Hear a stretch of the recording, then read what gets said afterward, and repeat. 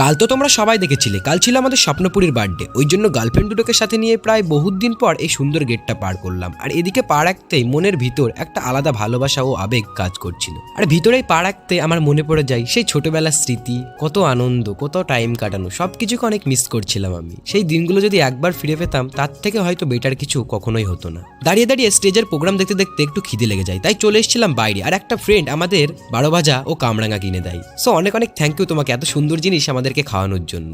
এরপর রেডি সেডি হয়ে রজতের ব্ল্যাক বইটা নিয়ে বেরিয়ে পড়েছিলাম কলেজে সোশ্যালে যাওয়ার জন্য। যেতে যেতে আবার একটু খাবারের দোকানে দাঁড়িয়ে পড়ি আমাদের ব্ল্যাক বড়িগুলোর পেট ফুল করানোর জন্য। সো ওদেরকে খাইয়ে নিয়ে ফাইনালি চলে আসি কলেজের সামনে। সো তোমরাই দেখো কি পরিমাণ ভিড় হয়েছে আজকে কলেজে। সো ওই ভিড় ঠেলতে ঠেলতে চলে এসেছিলাম সুন্দর স্টেজের দিকে। আর স্টেজটাকে দেখো কত সুন্দরভাবে সাজানো হয়েছে। সিঙ্গাররা অনেক সুন্দর গান করছিল, ওই জন্য না নেচে আর থাকতেই পারলাম না। তখনই হঠাৎ করে আমি অবাক হয়ে যাই, আমার দেখা হয়ে যায় আমার সেই ক্রাশের সাথে।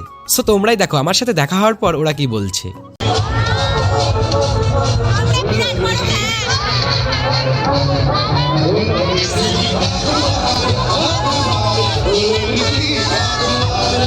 শীতকালের রাত তো, তাই জন্য দেখো আস্তে আস্তে কুয়াশার চাদর কলেজটাকেই ঢেকে ফেলছে। আর আমার বন্ধুটা ভাই কলেজে এসে তো একটু অন্যদিকে মন দিয়ে নাকি, এত গার্লফ্রেন্ডকে টাইম দিলে হবে। এরপর ঠান্ডার মধ্যে বাড়ি আসতে আসতে প্রায় 9টা 10টা বেজে গেছিল। চলো আজকের জন্য এইটুকুই। Good night guys.